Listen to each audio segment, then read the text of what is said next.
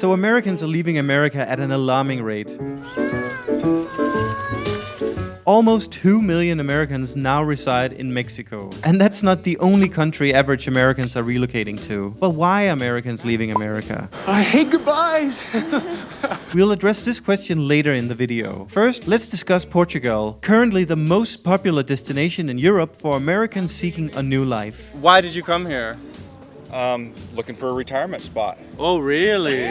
Unsurprisingly, Portugal was also recently named the best country for retirement in Europe. Cities such as Lisbon, Porto, and the Algarve, along with rural regions, are seeing a strong growth in US expats. Even celebrities like George Clooney and Sharon Stone have been purchasing properties in relatively remote locations. And Portugal's idyllic islands are fast becoming the next big destination. Although mainland Portugal is popular among Americans, the majority has yet to discover its islands. You have Madeira Islands and you have the Azores archipelago. Madeira is known as the island of eternal spring. It's on the same longitude as San Diego, which means the weather is never a concern. In fact, it's a blessing and one of the reasons we decided to move here. Except the Canary Islands, you don't find better weather in Europe. Klar på adventure. Yeah, me. So this is our new villa and it's almost done. And next to us, an American couple from Manhattan just bought the neighbor house. We also have more than a dozen of American friends living here on this tiny lava stone. And that's despite the fact that most Americans have never even heard of this place. In other words, there seems to be a trend here. The Azores are known as the green pearl of the Atlantic, with a colder and rainier climate compared to Madeira. It's essentially one big botanical garden divided into 9 magnificent islands. In our opinion, our planet doesn't get more beautiful than these islands, and we are gonna show you in this video. We just returned to Flores Island via this trip, following one of the most incredible experiences we've ever had on the neighboring island of Corvo. The fact that this island even exists is truly hard to believe. This insanely remote island of Flores is one of the least visited of the Azores, which is why we are starting here. This island shows Portugal before tourism was a thing, where we later in this video fly to São Miguel Island, which is the main hub of the archipelago. Here you'll see just how fast things move once the word gets out. So we're already at Flores, 35 minutes. It took from Corvo, and this is just Breathtaking beautiful. Oh, I would love to try this. This is truly a remarkable boat tour. Yeah, this is crazy. Thank you so much, Carlos. Good surprise, eh? Amazing. This was amazing. The Azores share a particularly close bond with the US, a connection that was solidified when John F. Kennedy offered visas to thousands of Azorians following the devastating volcanic eruption on Fayal Island in 1957, which lasted for a staggering 13 months. Today, there are more than 1.4 million Americans of Portuguese ancestry. Additionally, the US has a military base on Terceira Island, reflecting its strategic interest in the region. We are going to a hotel now, Which called seems super cool. Aldeia da Cuada. We spent a night at this wonderful hotel, which is set in a village established in 1676. The village was abandoned 3 centuries later in the 1960s when its inhabitants emigrated to America. This whole place here has a lot of history. Yeah, And it is super cute. It was built deep inside the mountains to prevent pirates attacks back when it was built, which is kind of smart because they could see the entire ocean from up here, but the pirates couldn't see them and it was too much of an effort to come up here and rob them. There are 17 houses here and they refurbished all of them. Usually when you see these kinds of old stone villages, they're not inhabitable. No, but this family, they bought it in 1999 and then they preserved the whole place, refurbished the whole thing, and I gotta say, it's super cute. I am by no means a tall man, but here I am a monster. Were people this low? I think it's how they lived, 200 years ago, although they didn't have a micro oven and a dehumidifier and Yeah, it's like medieval fridge. living though.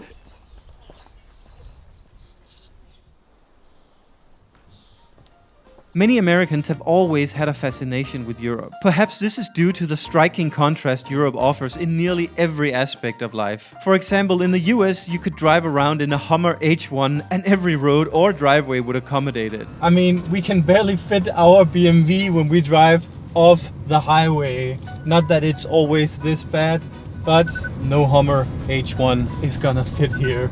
Amalie, why do you think Americans are starting to move to Azores and Madeira?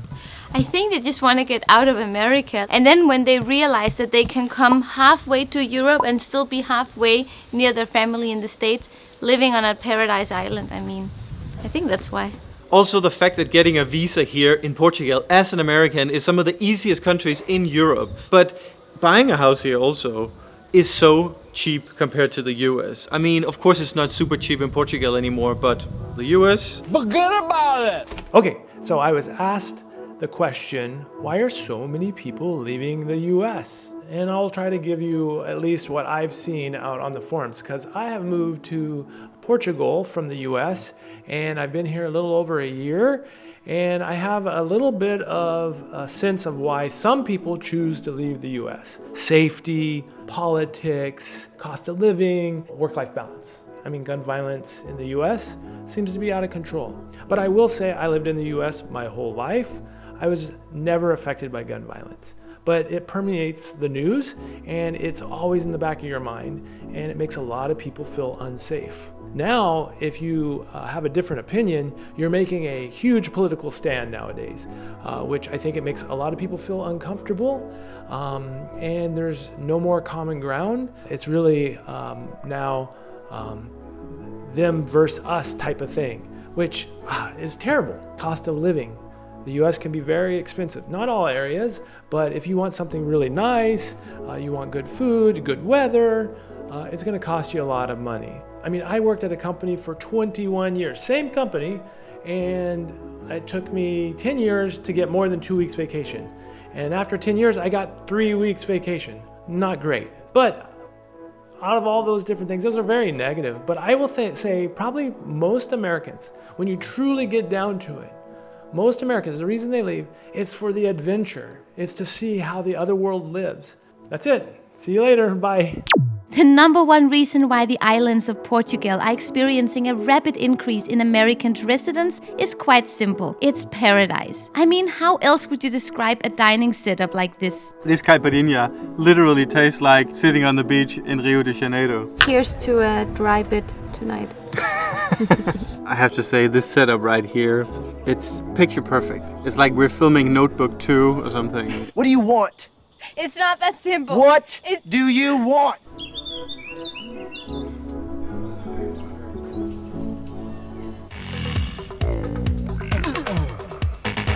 And yes, the beds here are also significantly smaller than those in the US. If we're not vlogging tomorrow, it's because one of us has died from sharing a bed that is only 140 centimeters wide. I think this is actually less.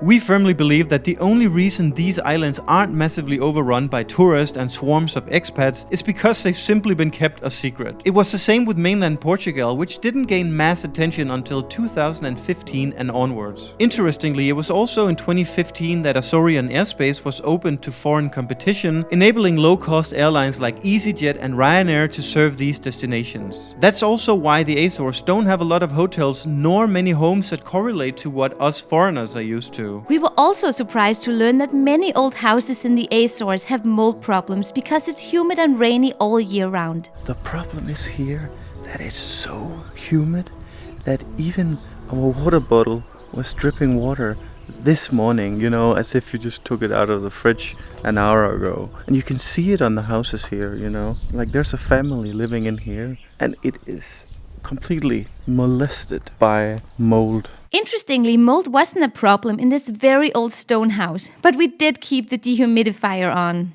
I am not in the mood to leave this place at all. Lara, take it. Lara. Don't be sad it's over. Be happy it happened. You can walk over there. We're going to see the end of Europe, or perhaps the start. This reminds me of one of the old roads in Madeira. Less than 20 years ago, these narrow roads on the side of the cliffs were the main way to get around on Madeira. It was very risky and took a lot of time to travel around the island. Going from the city of Funchal to Porto Muniz used to be an 8-hour bus ride. Just imagine coming across a bus on this road. Now you can make the same trip in 50 minutes because of more than 150 new tunnels. We still can't figure out how they paid for these.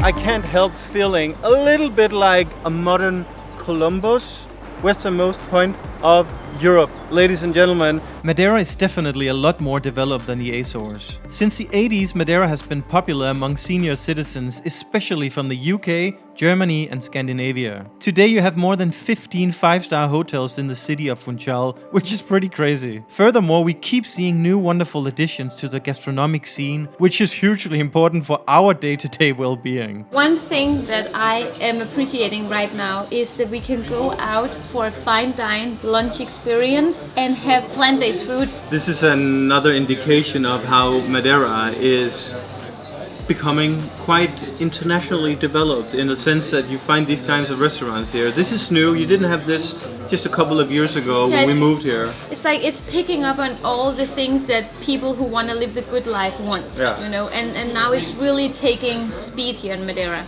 And what I really love about this concept is that it's 90% organic from their very own farm, right up here. Here in Madeira, everything grows. Today, tourism on Madeira has become a lot more diverse, where the younger clientele is increasingly attracted to this island paradise. Back on the Azores, we met a local subscriber who loves this island passionately. You're on camera now. Oh, What's your name? Guilherme from Flores. Guillermo. And Porto is the best team. I have a question because I read a blog post. It's a guy from the Azores. He's from South Shore, and he wrote about all like poesy about the islands. And he said that Flores is the pretty girl without personality. He says she has so much beauty, but she doesn't give anything on the table. You know. I think it's also because we are more isolated. So Yeah. we are also more. We say we are more pure. But of course, living on an island requires some sacrifices. This is especially true for a religious Portuguese man like Guilherme. What I miss here, it's football games, concerts. I'm going next week to Porto to go to Primavera Sounds Of course, nice. and to go to some events. It's what we miss here. But when you then go to the mainland, do you then miss Flores? Or is it like, ugh? Yes, last time I went to Porto, I was for 8 days, and after the third, I was already wanting to. Come home. Yeah. So what is it that makes Flores so special for you? This view Yeah. and the waterfalls. Nice meeting you. You too. If anyone bothers you, call me.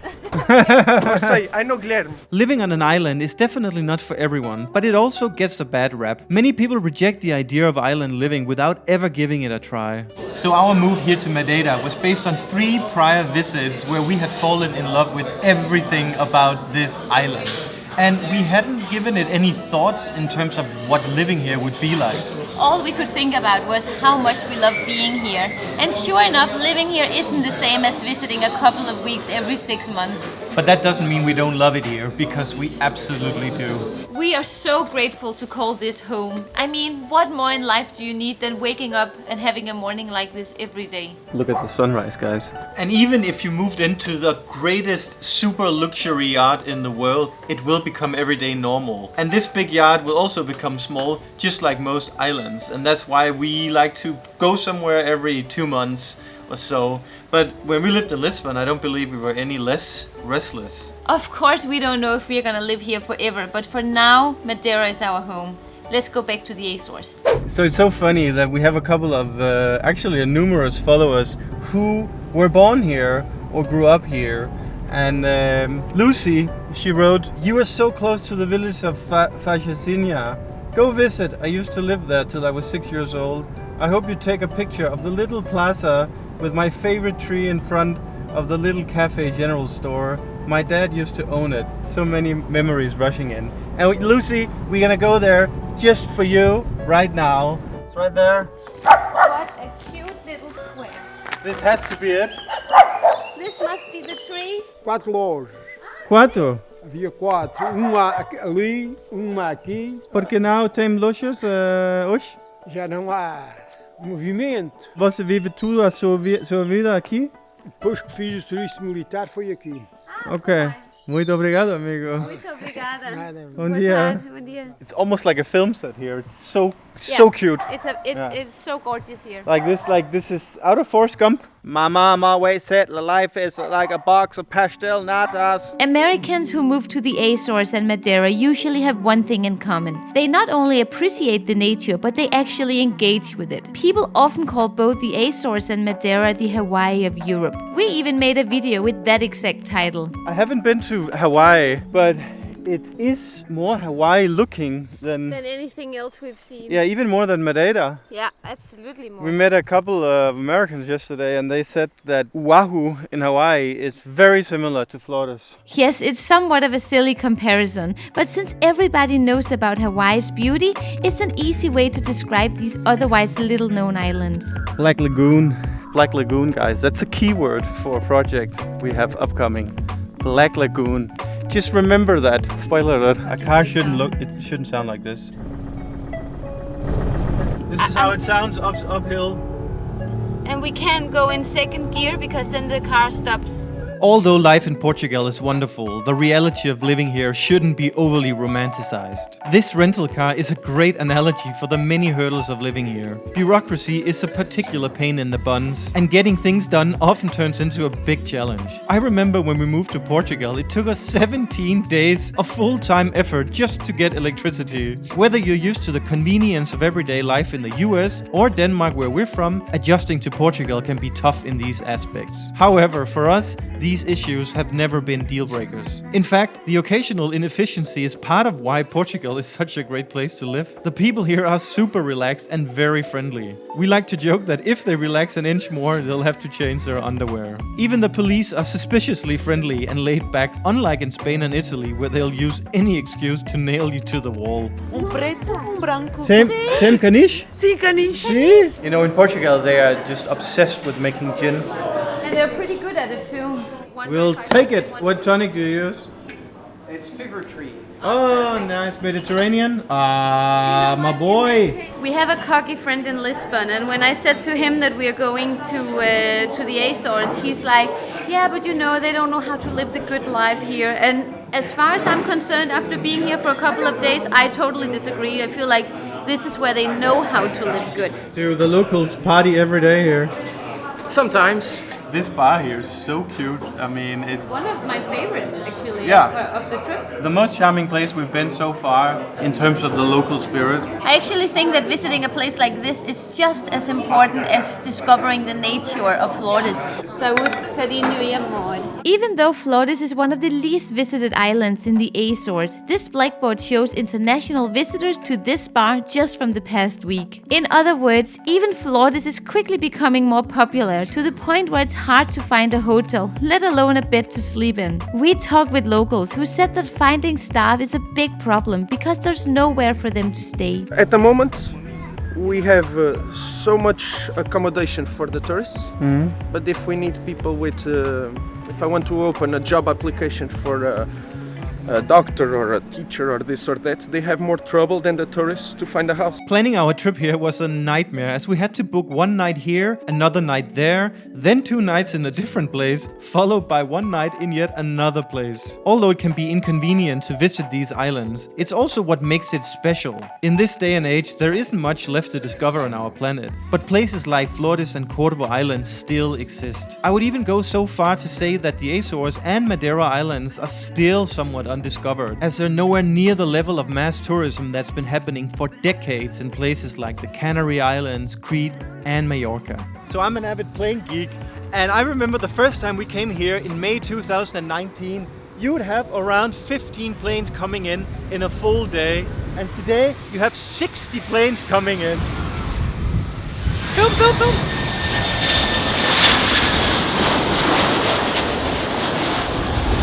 And that's a pretty epic indication of the popularity this island has seen in such short time. Casa do Rei, please allow Lara. Hola, is this yours? It's not mine, but I do work. That's hilarious. Tim Kanish? See, Kanish. See? Can What is take- your name? Katerina. Katarina. Nice to see you again. We just had the sweetest waiter of the history of waiters. She was incredible. Yet we had to leave because the chef or the owner, or who were not Portuguese, he's from somewhere else. He came in and he was like aggressively asking that we should have asked for permission. I was like, oh, we're so sorry. Are we allowed to film? He was like, yeah, well, you're doing it anyway, aren't you?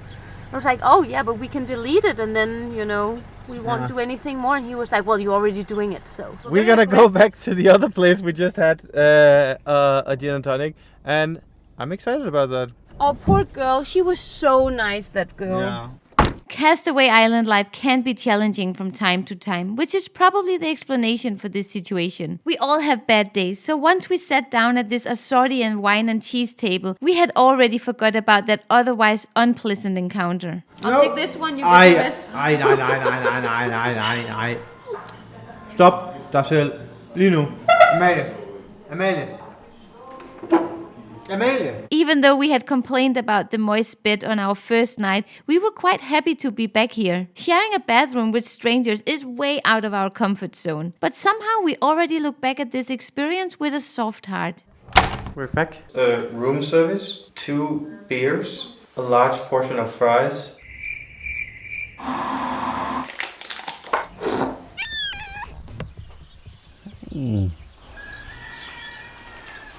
It is time to leave the most isolated islands in Europe. Good morning. Hi. Do you want to come say hi? There's a wild Amalia who left her bed. You look like the Queen of England. That's mean. Please don't ruin the car. We're delivering it back today. The best coffee shop on Flores. And the best coffee I had on this trip was actually inside here. For me, this whole experience on Flores has been very unexpected, because I did not expect to meet so many business owners that were not Portuguese. Like the Italian girl from the pizzeria. What was the Italian and Spanish owners of the bed and breakfast we went to? The German owner of a restaurant where we were almost kicked out. It's a lot of people that are not Portuguese that are still having businesses here, and I did not expect that from Flores. And for each day that goes, more and more people will entertain the very same idea. Could this be a place to live?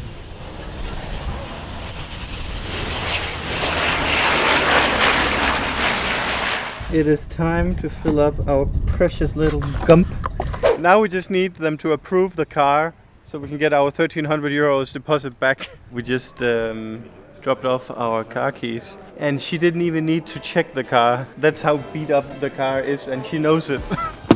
It's time to duty-free shopping. And fasten your seatbelt. Keep your seatbelt fastened while seated. After spending 5 days on the most isolated islands of the Azores archipelago, we were excited to return to São Miguel. The flight from Flores to Ponta Delgada is 75 minutes, which shows the vast distances between the islands. On the way to São Miguel, you get to see some of the other islands, and if you're lucky enough to sit on the right side of the plane, you can see Portugal's highest point, Mount Pico, sitting at 2,351 meters. However, we were on the left side. We have yet to discover the island cluster of Feixal, Pico, Graciosa, São Jorge and Terceira, but it's very high on our to-do list. São Miguel. I'm wondering if this is gonna feel like a big city now. Hello, amigo. Oh, Lara, you've been so good as always. That's our boat.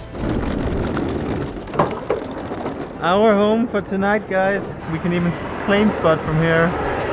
Ponta Delgada is the biggest city of the Azores with 70,000 people. We went here in early 2019 and a lot has happened since. The restaurant scene is unrecognizable, but in the best way possible. Even billionaires on their modest yachts do stopovers here. The city almost has a miniature cosmopolitan vibe. The best indication of a city in growth is when you have tiny houseboats for tourists. This kind of unique housing is something we always welcome with open arms, even when the bed setup is strangely unique. Do you think we're gonna get seasick from sleeping here?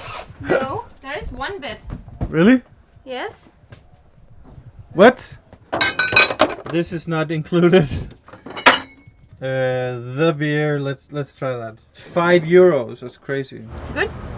Yeah. But I wouldn't say it's the beer. But this is the place to be, Amalie. Wow. Are you seasick? A little. Because this boat is no joke. It's not like one of those super yachts that has this. It's very close up right now. I was walking around before and Amalie was like, "Stop walking!" And then I sit down and Amalie, she's like, "Jon, stop walking!" It's like, it's not me. Are you enjoying the boat, Amalie? When we walk here now, I'm realizing that this is a place, this island, I really want to come back to and spend a week or so. I was thinking the same today on our plane here, Yeah. that there are direct flights from Funchal. Yeah, it's pretty easy actually. Like these restaurants, the vibe, the weather, it's like 20 degrees in May. I don't know if that's amazing, but you know, when you hear about Azores, it's always like pretty much raining year round and it's cold and windy. That's not our impression.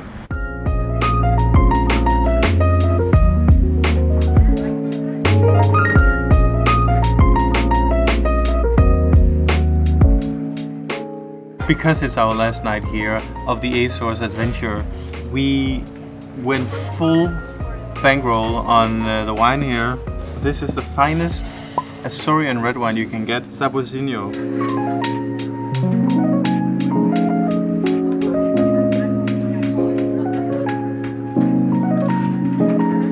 I always thought that my grandmother would love you if you had met her, but in this particular moment, I think she would have called you out for the way you're eating.